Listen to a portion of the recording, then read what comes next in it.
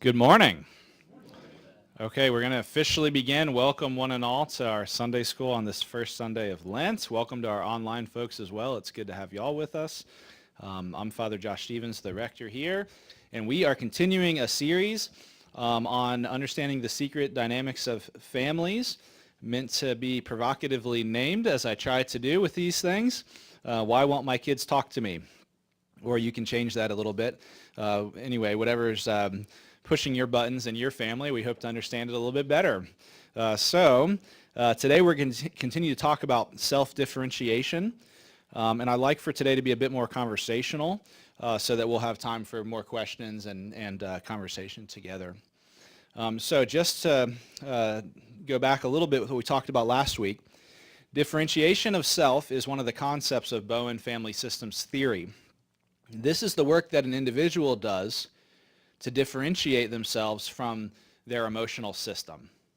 How do we as individuals know who we are and still stay connected to the family systems or the church systems that we're a part of without losing our identity, especially when anxiety spikes or when we're going through a really difficult time. So as this says in the bottom quote, self-differentiation is the work we do to focus on our own functioning, to define who we are, our values, convictions, and story without taking on the anxiety and pressures of a family system. So it means learning to think clearly, even when our hearts are racing in the midst of a conflict. It means being non-reactive when everyone is flipping out. It means taking responsibility for self rather than the issues or relationships of others. And understanding our family of origins dynamics, that's our parents and our siblings, how we grew up, and how we were trained to function, allows us to begin to function in a more self-differentiated way. This is a fun quote from someone who came after Murray Bowen named Ed Friedman, who was a rabbi and a therapist in the Washington, D.C. area, and he wrote some really neat books I'd recommend. But he says, no one gets the problem they can handle. It wouldn't be a problem, right, if you could handle it. So that's how we all live in that mode. It's like, I don't know what to do. I can't handle this. This is stressing me out. No one gets the problem that they can handle. He had a lot of really fun, playful quotes like that. So I want to talk to you a little bit about just reminding you what we've chatted about last week and previously about how we self-differentiate, right? How do we actually do this work? I want to give you a few examples of what it can look like. So when things are stressful or when anxiety intensifies in your family or your work or at a school or even, a national community, like this applies to all of our emotional systems, these are a few things that you might do rather than becoming reactive. Name the pattern without blaming. So that means speaking aloud what's happening, like, wow, things feel a little tighter right now, or, oh, it seems like every time we have a conflict that so-and-so acts out in some way, and just naming the dynamics to yourself or to a safe, third party. Name the pattern, pay attention to it without blaming someone and kind of taking it personally. Stay connected to the people who are most reactive. Now this is very counterintuitive, but this really helps as well to be able to not feel the weight of anxiety in a family system. So staying connected to them doesn't mean that you try to fix them, it just means that you remain present to them. You stay in touch with them, maybe get together with them, have a phone call. Show you care without arguing, fixing, or over-functioning. The third one is to clarify your own principles. So it's really helpful when things are stressful, when you're in an argument or a fight or when you're feeling the weight of these things, to take a step back and to figure out, well, what do I really believe? What are my main convictions about how I'm supposed to function and about who I am? So know what you believe, know what you're responsible for, what your role is, and know what you're not responsible for. Setting aside time for reflections can really help as well. That's built in. Meaning you might, if you know that the time is going to be stressful, you might actually build in time before or after it in order to take some time to clarify your own principles, your own convictions. The fourth one is lower your own emotional intensity. If the system is tightening, stay loose. Right? Stay loose. If it's being reactive, then remain a non-anxious presence. If it's rigid, then you remain flexible. If possible, use humor to loosen things up a bit. Be playful. And the last one is to lead from curiosity and not control. So ask questions. Ask, what is the system trying to tell me right now? Ask, why is this coming up at this moment? Why does this bother me? Ask other people, what's your thinking there when you say that? Be curious rather than trying to control and have a particular outcome. System anxiety is predictable. And so part of what I'm hoping that you might gain in these talks is that rather than diagnosing an individual or feeling very personally the weight of some of our family dynamics, you might learn to try to read them and to see how they are in patterns and how this is just what families do. This is what herds do. This is a biological thing. So system anxiety is predictable. When you stop being surprised by the patterns, you gain freedom to respond with intention and integrity. So things like people like tightening up and saying, well, no, that's not the way we do it. Or if there's someone who's acting out, maybe they're getting arrested, maybe they're using drugs, maybe there's reckless behavior, maybe there's shouting, those kinds of things. Again, those are actually quite predictable. Those things happen. It doesn't make your family special, unique, terrible. It's just what happens in families. And so if we can learn to kind of predict them and see them as patterns, then we're able to respond with more freedom. And this, I think, is really helpful as a way of kind of summarizing a lot of this self-differentiation work. What this is saying is that you don't loosen the system by force. You loosen it by loosening yourself. So this summarizes what I'm trying to do in ministry in a big way in terms of the way I try to lead is, it's not about forcing the congregation down a certain path. It's about my trying to be adventurous, curious, playful, non-anxious, so that the congregation as well can stay loose and can stay curious and adventurous and playful. So you don't loosen the system by, having like a come to Jesus moment conversation. A lot of us want to do that. It's more by focusing on your own functioning, staying in touch over time in a non-anxious way, and that actually can really ripple out and can cause the system to loosen and cause anxiety to dissipate in much healthier ways. So that's a pretty short presentation for today. I've got one question that somebody has sent in that I thought we could chat about. But before I get into this particular question, which is sort of a fun case study, I'd love to hear if you all have any questions or curiosities about what we've been chatting about the last couple of weeks. And I might make you take the microphone even.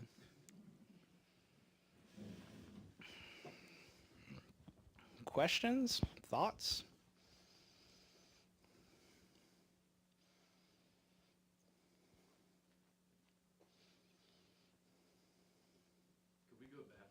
Uh-huh, sure.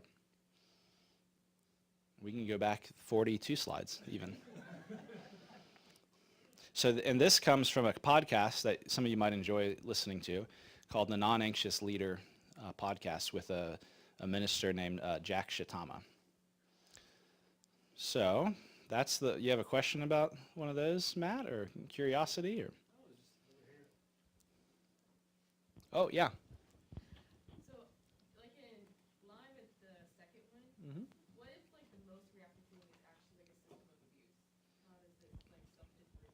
Yeah. So the question, and help me if I misphrase it, is what if it's a situation of abuse? Yeah. Yeah, abusive, like actual physical, Yeah. Yeah, for sure. That's a really good question. Um, so let's think about that a little bit, try to unpack it. How do we handle abuse from a family systems perspective?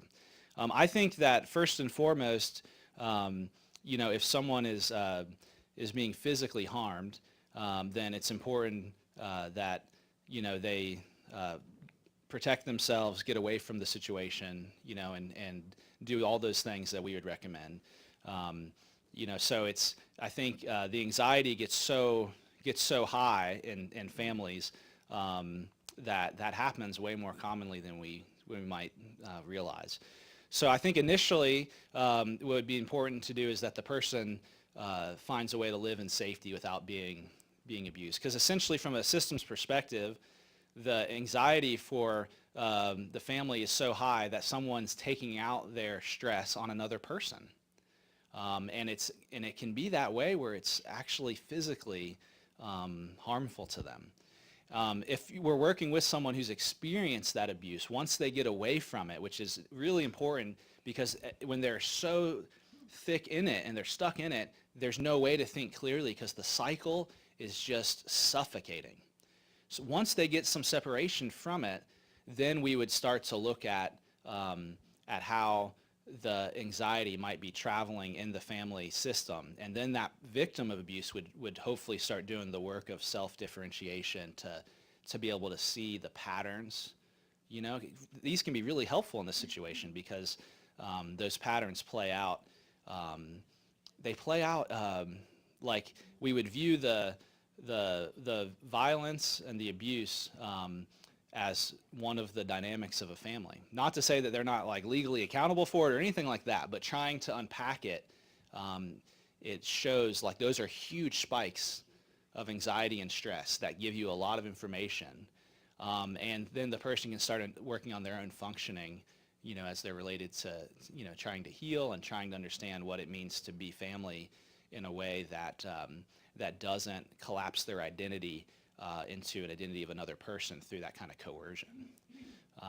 But I'll just say a little bit more about that. With emotional abuse, which is absolutely real and really hard, but family systems theory would encourage people who are being, spoken to in really hateful, hurtful ways to try to, again, function so that in a way that they don't take on the stress that comes with the words.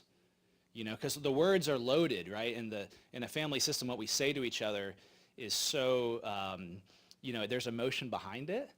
And so when someone is being manipulative or being abusive verbally, then the work with the person who's receiving that would be to try to instill in them some courage and some, that sense of knowing that that they are not what the other person is saying to them. And so that hopefully would then allow them to start working on their own functioning in a way that doesn't accept the emotional abuse and the weight of that, which is, again, this is really tough, right? So I don't say it lightly, but yeah, it would try to, I think there'd be you distinguish between physical and emotional a bit, where with the physical, you need to have somebody safe right away, where the emotional abuse, we would try to work on that person's functioning, understanding the family dynamics so that they can take it on, they can push back against it in ways where they're not letting the other person, rule their life. So that could be, and it's, I think in a lot of families, over the decades, people stay family with each other, even though really terrible things are said, right? And there can be times where people function really poorly.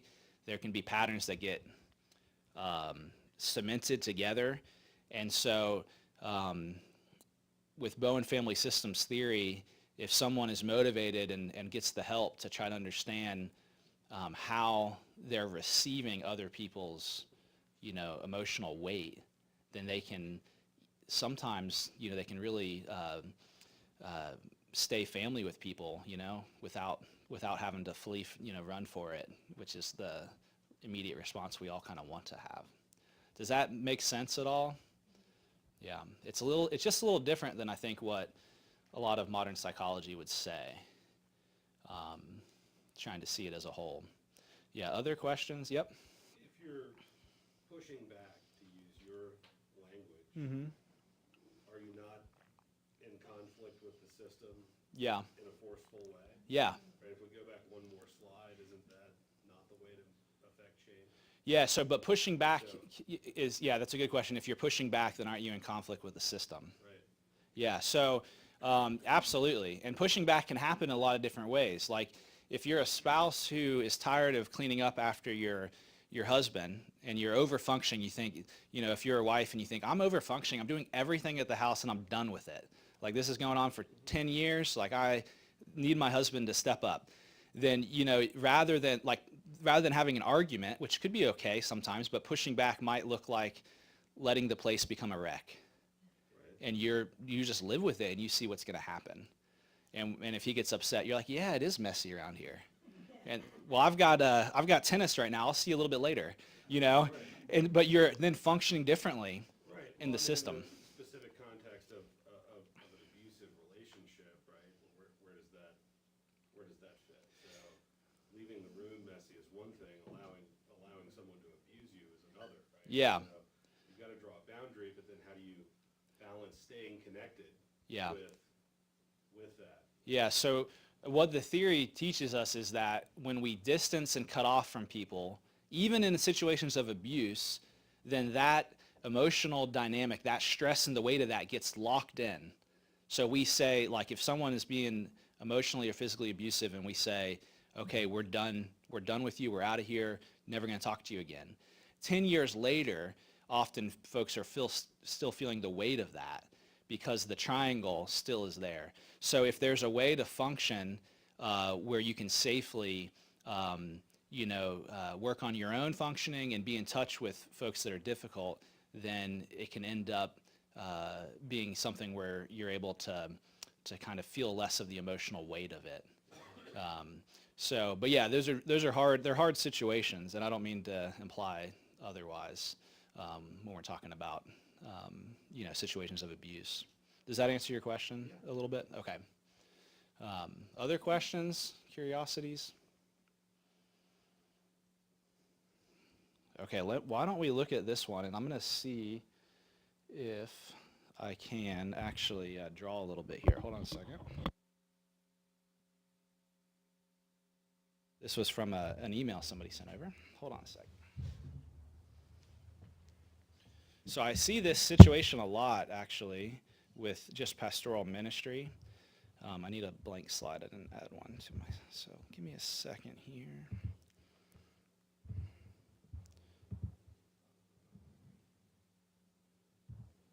All right.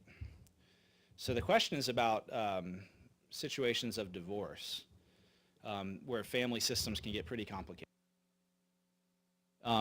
In particular with thinking about kids and the generations as they go down. So let's just see if we can draw this out a little bit. So, hold on.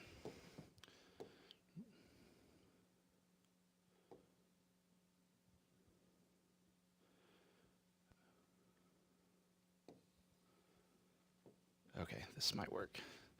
So if we're going to have a genogram, if this is a couple, sometimes it's hard to space everything out just right. So let's say that this is a couple, and let's just say they have a son and a daughter. We don't have to get into too many details. So they're married, we could say, married in 2001, and then divorced in 2015. And if my math doesn't work here, then forgive me. All right. So then let's say that that this person remarries, right? And so they end up married to someone else. So they're married in 2020, right? So oftentimes what happens in these scenarios is, well, first of all, to state the obvious, um, there's a lot of conflict between the people who get divorced, right? So there's lots of conflict there, and a lot of times they end up, cut off from each other. So they end up very distanced or even, just cut off, where they're no longer talking to each other. And the kids, really regardless of their age, a lot of times, just depending on the family, they end up feeling like they need to pick a side. And they get mad about, like, the stress of the marriage comes down to the kids. And so they're trying to figure out, well, who's to blame here? And sometimes, there really is somebody who acted out. Other times it's, just, all the other things you hear. So anyway, the why is not super important. But a lot of times the kids end up, they end up feeling like they have to pick a side. And it can get even more interesting, right, where you think, okay, there's other kids that are born. And again, we can pretend they're all adults or whatever. That's what I was saying. Forgive me if the math doesn't work just right on the timing the marriages and the children and the next generations on the fly. So it's pretty common that, let's just say, for example, that maybe there's real closeness. Like, I can think of an example of somebody that I've worked with where there was a lot of closeness between the kids and the mom, but then there's a lot of distance between the kids and the dad. Like, they didn't talk anymore, right? And then even when think about this other branch of the family, it's like, well, dad's chosen this other family, and doesn't care about us anymore. And so they end up cut off from that whole extended family.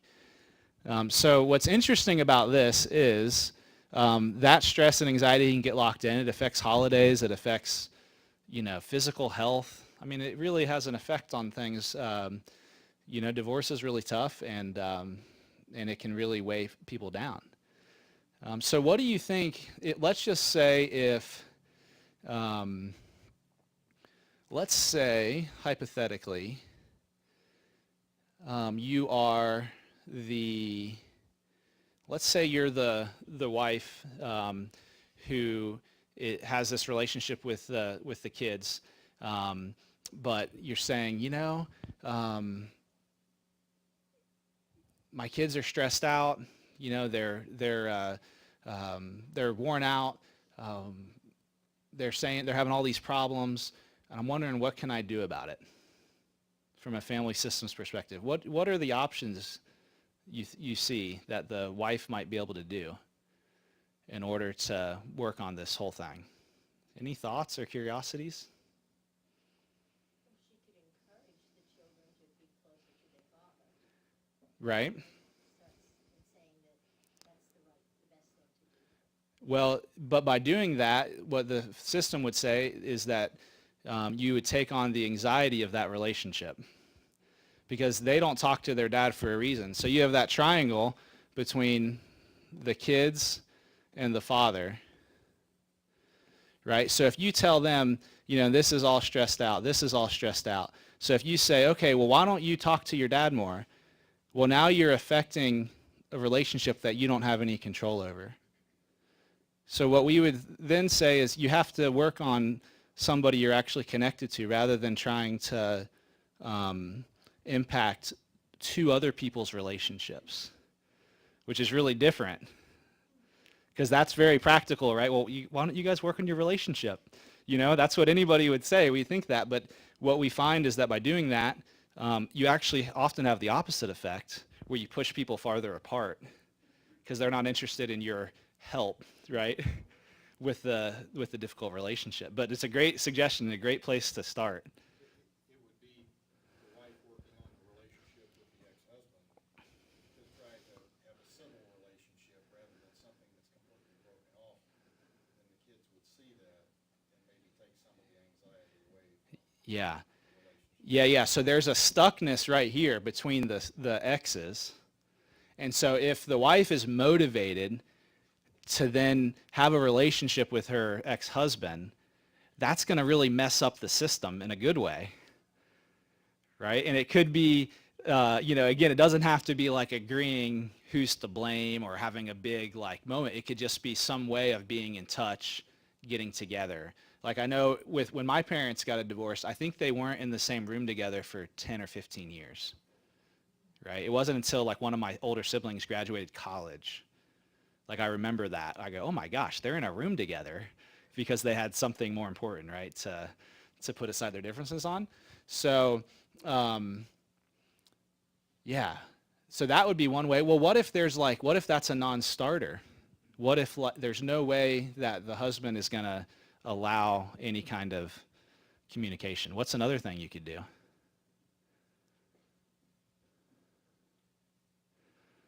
This would really mess with things. What if the wife here tried to work on the relationship with?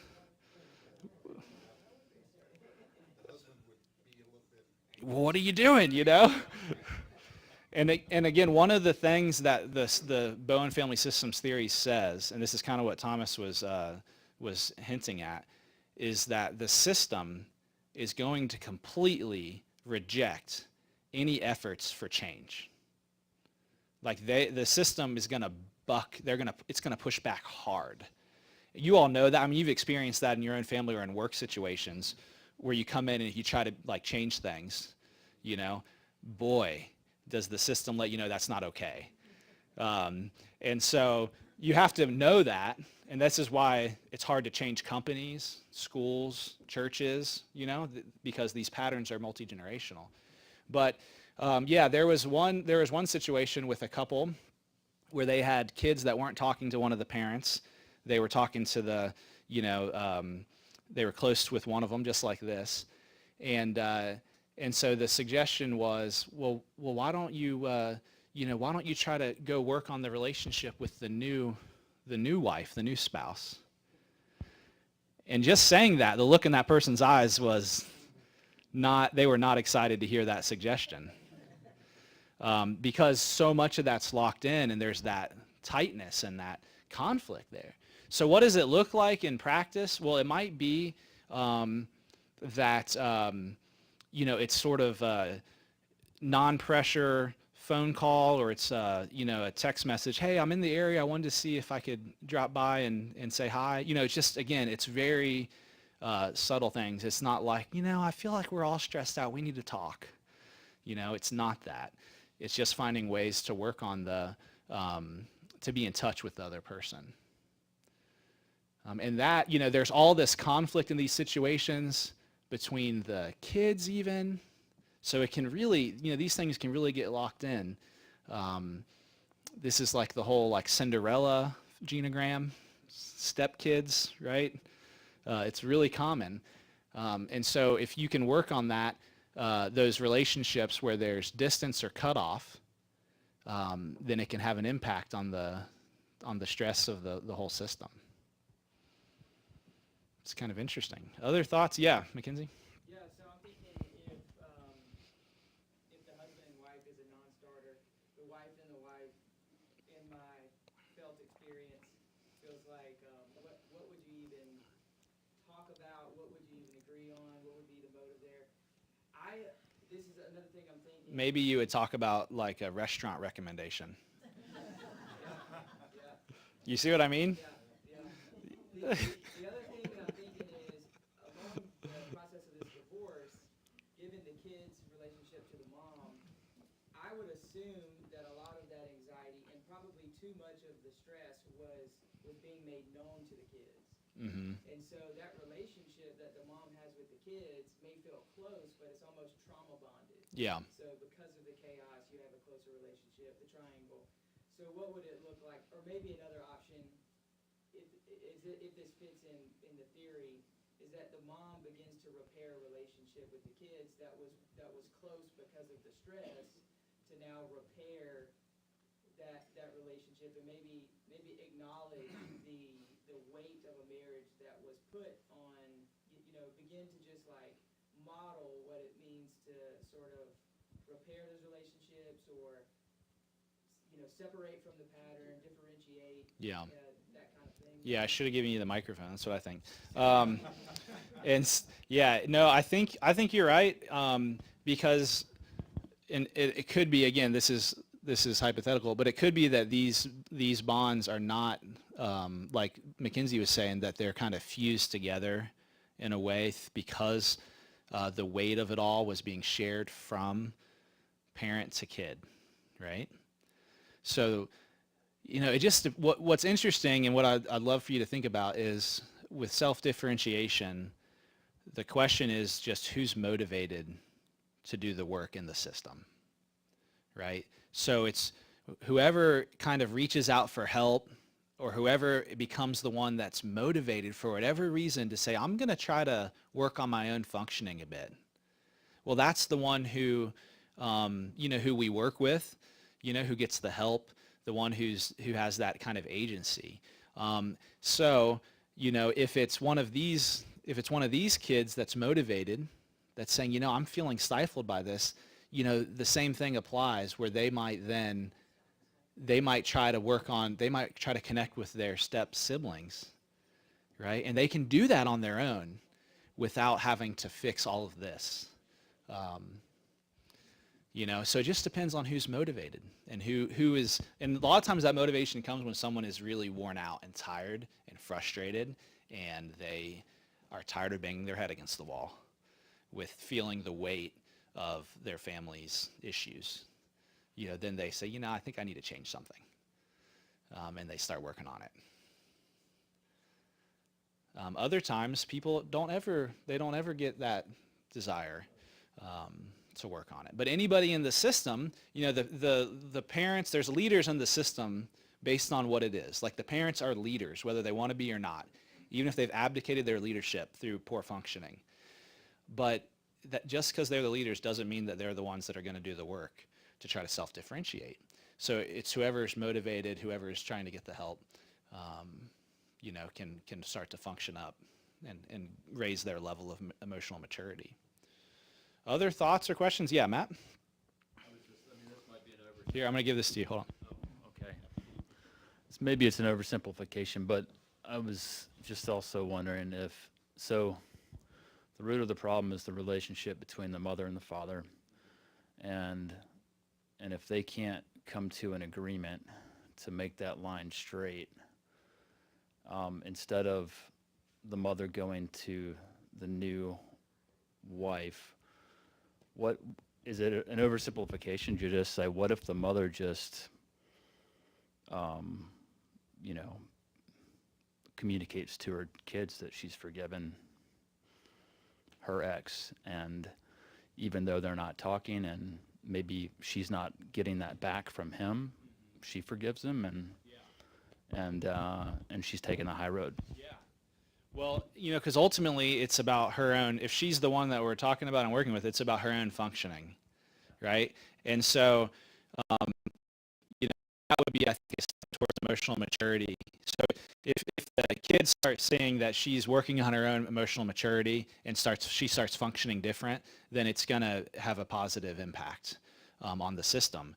What I think that reminds me of, though, that I'll just say, which I hope you might have ears to hear, is that even when someone dies in a family, the emotional system stays intact, right? So if you had a really terrible relationship with your father, a lot of stress there, and then he dies, well, it doesn't go away. And so the work, like what Matt was saying, of trying to forgive or understand, or to write through, talk through, maybe help through therapy, the work of trying to understand your own functioning, and the whole family system continues, and that can be worked on even after death.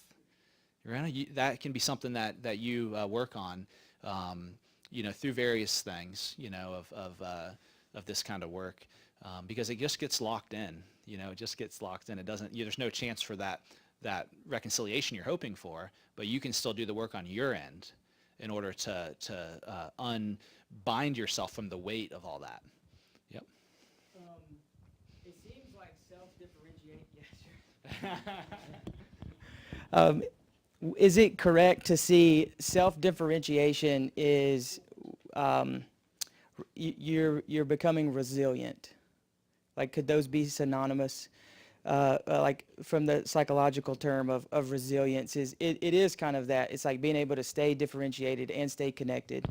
So if that's true, I think that the advantage that we have with Christ is that our identity is coming from somewhere else. And also when it comes to forgiveness, so and you can speak on this. I'm going to say it as a statement, but it's probably a question, or what do you think about this? Sometimes, like with this father and mother, forgiveness may not come in an emotional way in her life. But one form of forgiveness that we always have is I am not the judge. So I can give all of this pain, all of this, like, kind of revenge or justice that I want to another. And it's like, it's God's job to worry about that. And in a way, because I know God cares about me, he takes that sort of, that pain where I may never get the emotional connection, but I don't have to hold the resentment. And so forgiveness can look like, I'm no longer the judge. Yeah. That's good. And I think the question about resilience is good, and that's, we're talking about the same thing, or emotional maturity. Resilience being that you can not lose who you are even when things are really tough, and when other people have expectations on you, you might not take those on. But yeah, I think that's helpful theologically to think about forgiveness that way. One way that this, I think, overlaps with some other modern psychology, which is helpful, is that in self-differentiation, you're laying down pseudo-self, right? So there's all these ways that you're identified and defined that are false, right? Like you have to be defined by, some of them are how you look or what you do, or how smart you are, or what you drive, or whatever, stuff like that. But there's also ways that you're defined in a family system emotionally, where you're expected to perform a certain way, take on certain weight and burden. And those are all pseudo-selves. Like, those aren't real. That's not really who you are. And so finding your true self is what this is really about, and figuring out, okay, who am I really? Where have I taken on the weight of systems unknowingly, and how do I find a way to function with maturity and clarity about who I am, and not take on, have the boundaries in place where I can still stay in touch with people without taking on, their issues and their weight, the weight of all that. Yeah, so that's another way to think about it. All right, well, good conversation. I hope that helps. We've got next week a parish breakfast. And then after that, we're going to have Reverend Ben Lowe with us, who's the head of Arasha, which is the organization that brings us Wild Wonder, Creation Care Camp for Kids. And then on March 15th, we're going to have a guest speaker who's more of an expert in bone family systems. She'll be talking with you guys about some either self-differentiation or some other topic that he thinks is useful. His name's James Lampkin. So we've got a little bit more with this before we turn the page on it. Let me know. Feel free to reach out if you have questions, if you'd like a list of resources, books, podcasts, stuff like that, then I can try to put that together for you. Thank you all very much, though, for your time today. Really appreciate it. Thanks.